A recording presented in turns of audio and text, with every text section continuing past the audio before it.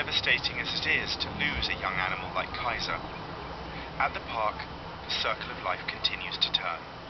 The seasons change, new animals appear and take their very first steps into the world.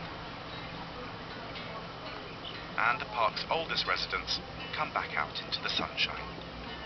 Amos is 85 years old this year, which is the oldest animal in the entire park, and actually she's the same age as Lord Bath as well. Emily put the park's 7 Herman tortoises into hibernation back in October. Tortoises are cold-blooded, which means they rely on environmental factors to regulate their body temperature. So, while they hibernate, the fridge is the best place for them. Here we keep the fridges between 5 and 7 degrees, which means that they're staying asleep the whole time. The trouble is if it gets too warm, then they'll wake up. Where they haven't been eating, they're using all that energy and they're not getting any more energy going in. So they start to lose a lot of weight, and then that can become a bit of a problem. So we aim to keep those fridges between 5 and 7 degrees all the way through, and that keeps them nice and healthy. So we just put them in the bath. Bathing revives them and wakes up their appetite. We'll just cover their shell with a bit of water, give it a bit of a clean. So the first thing we'll do is we're going to clean her mouth out. Like I said earlier, unfortunately, because she's had her mouth shut for so long, she's going to have a bit of a gucky mouth. So next step is to grab one of our cotton buds.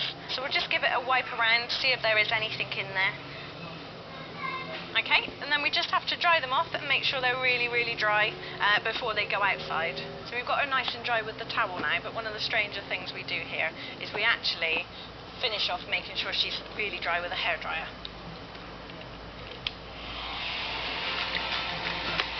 After a wash and a blow dry, the tortoises enjoy a big breakfast to revive them. A couple of months later, and I've come to find out how Amos and co are doing.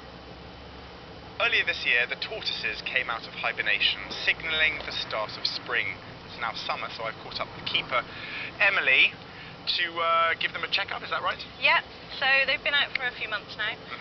They've been eating really well, they've got this lovely sunshine, so we're just going to weigh them and see that they're nice and healthy. Okay, now what does Amos and the other tortoises eat? So at the moment we're giving them lots of dandelions and clover and plantain and things like that. Lots of.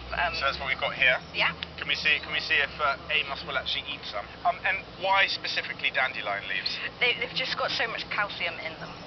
They're just the best thing you can feed a tortoise. Lots of people will feed cabbage and things like that, and there's just not quite enough nutrients in it for them.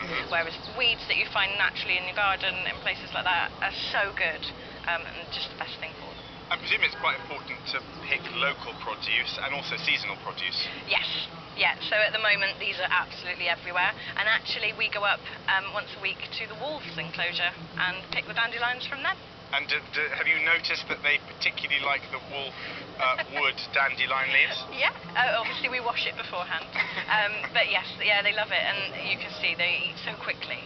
And they're really loud eaters as well. You never think something like this is going to be really loud, but they're so loud when you've got a group of them eating.